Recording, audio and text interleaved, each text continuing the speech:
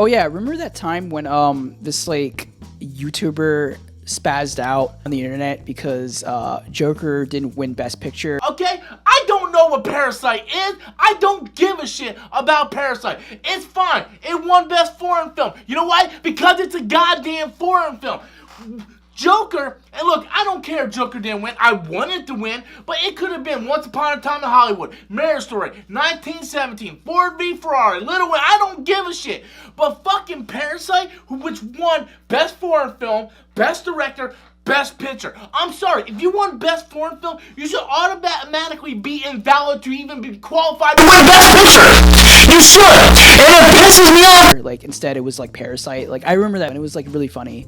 I actually want to like bring that up because I think now you see the second movie, I want to like know about like how that guy like reacted to a new movie because I think he'll probably like freak out about it. But yeah, I think that's just like a really like crazy observation that I just like thought about a second ago. So I'm actually going to try something a little bit different, and I'm going to like read my notes about Joker 2, Folie, Deux, because I think a lot of the criticisms behind this film has kind of been misconstrued a little bit, solely because of the fact that I think the first movie, Joker 2019, is just a completely fine movie, especially since I watched it again earlier this year. I think the rating has gone completely down to the point where I completely understand a lot of people's criticisms behind the idea of the first movie being a kind of scathing and kind of paper thin plot about mental health and how Joker himself is going through all these like types of emotions and having a really bad day, but like it's not like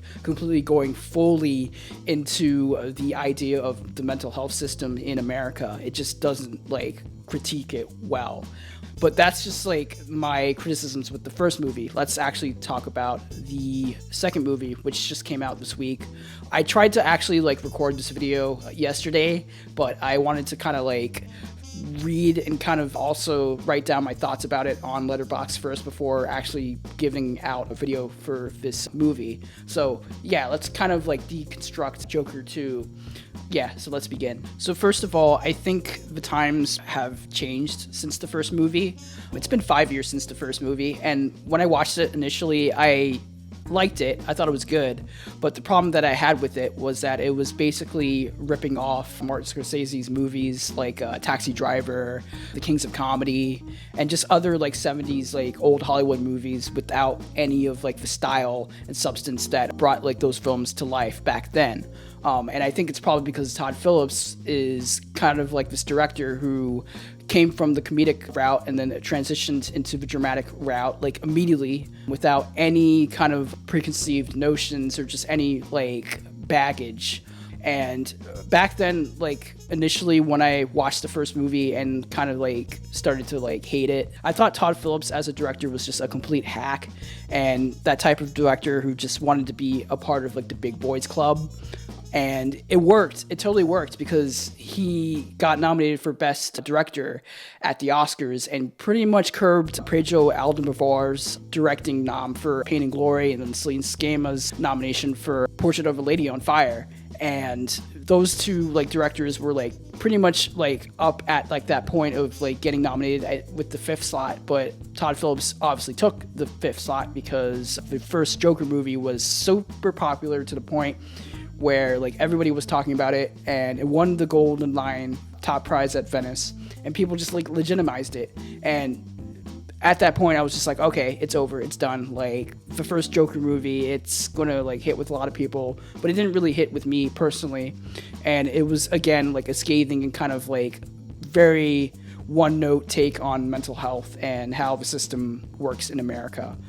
So we transitioned to this new film, Joker 2, and first and foremost, I think making a sequel to the first Joker movie is a mistake. I think when you watch the first movie, it ends in kind of like a perfect way. It ends and it sends off Arthur Fleck's character arc, and you just leave it at that. But I think this new one, initially when you kind of like read into like the synopsis and kind of like the thought process of like what Todd Phillips is trying to do, it seems to make sense. Like I understand that like, oh, the second Joker movie, it's unnecessary, it shouldn't be like made, but the actual kind of like synopsis of like what like Todd Phillips is trying to do is really interesting, because making it a musical now really sets the stage for Arthur Fleck's own kind of mental state as he's in Arkham Asylum now. He's on trial for murdering several people in the first film, and he's completely out of control, and he's off his meds, and he has two personalities, the Arthur Fleck and the Joker. And Arthur Fleck himself is kind of like battling all of these like demons, and the only way to kind of like express like his emotions is through song and dance. And I think this is a really interesting kind of like take on Arthur Fleck's new arc in this film. But what the film does is it completely like falls flat on its face with bringing the music to life.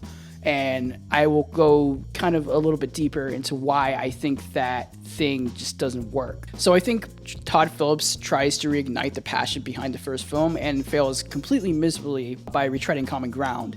So Joaquin Phoenix plays Arthur Fleck now as kind of like this sad, pathetic, wimpy character. He kind of did it in the first film, but now it's like doubled and tripled down. And from there, Arthur Fleck is like trapped in Arkham Asylum. He has no agency. He's completely just lost and alone. And as soon as he continues to live in Arkham Asylum, he eventually meets Harley Quinn, or Harlan Quinzel Lee, played by Lady Gaga, who is basically this mysterious woman who is really into music and sings pretty well, but also has a wretched past that isn't fully explained once the movie progresses. But from there, immediately Arthur and Harlan Quinzel fall in love immediately out of like spontaneous combustion. And you know the story of Harley Quinn and Joker if you're like into the comics, but this is a completely different take on these characters, so much so that like once something's revealed with like Lee's past, it kind of changes like the hierarchy of the film, but not really.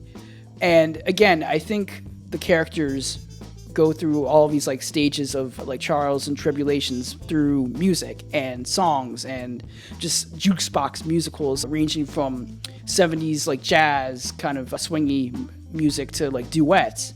The problem is that the music itself is completely just trite and dead. And when I mean trite and dead, I mean like the musical numbers are shot very poorly. The staging is very, very completely like basic. And I think Todd Phillips wraps a really shitty job with staging a lot of like the musical scenes. It's completely basic. A lot of like the sets are kind of artificial, aren't completely like stretched out and like colorful. Like even in the beginning where you see Arthur Fleck walk out of the Arkham Asylum and the umbrellas are like rosing up, and he sees kind of like the colors of the umbrellas in his own like demented mind, and you kind of expect the film to turn colorful, but it doesn't do that. In fact, it's kind of just one note color palette in most scenes. But even then, like the songs in these musical sequences range between like old-timey jazz swing tunes to like 1970s Cher inspired duets. But those two kind of music genres don't clash completely, and they kind of just like fall flat on their face, if you know what I mean. And some of the juice box selections correlate with Arthur and Harley's emotional headspace, and other songs in the film kind of like disrupt the narrative and the thematic coherence. And again, this turns into kind of like a really strange situation where the music like completely disrupts every single scene, and it doesn't make sense in the grander scheme of things. So yeah, like I think Todd Phillips completely failed on that level. And again, I completely understand what Todd Phillips was trying to do. He's trying to like capture the essence of classic musicals like Chicago and Jailhouse Rock and Cabaret, but it just does not work, and it completely like derails the entire movie on an emotional level, in my opinion. And the only, I think, standout musical sequence that I can like think of is the Dream Courthouse musical number, where Arthur and Harley Quinn are kind of like singing while the courtroom like is kind of like looking at each other and looking at Harley Quinn and Arthur, and it's a really like interesting like stagey kind of like moment in the film, and it's a pivotal moment in the film. But again, I think that was the only time where it was dynamically showing a lot of death with the musical sequences, and it was mostly the most like expressive musical sequence compared to other musical sequences where you'll have Joaquin Phoenix kind of like breathly singing his songs and Lady Gaga doing the same thing. She only belts like I think twice in this film, but it's near the end of the film, and when you get to that point, you're already just kind of like bored. And again, I think the film thoroughly exhausts a lot of like the song's impacts throughout the film, especially That's Entertainment, which is pretty much sung I think 3 or 4 times, and each time it gets sung, it starts to like dilute the overall message of the film, and it lacks like the complete depth of every like performance that's like happening throughout the film. And I think when I say performances is that I'm a little bit spotty on the performances alone, especially from like Lady Gaga and Joaquin Phoenix, because at some times I really think that like Joaquin Phoenix and Lady Gaga are putting on really strong performances and are really trying to like make this movie feel whole. But at other times while I'm watching the film, especially near the end, it kind of just like makes fun of the whole musical aspect, and it kind of just like falls flat on its face. But again, I think at the end of the day, Lady Gaga and Joaquin Phoenix tried their best to make the movie feel whole. And let me also say that like the screenplay is kind of half-assed, and this is coming from someone who didn't like the first movie and had the same problems with like the dialogue, especially in the first movie where it has like the whole, you know, scene where the Joker's like, what do you get when you cross a mentally ill loner with a society who abandons him and treats him like trash?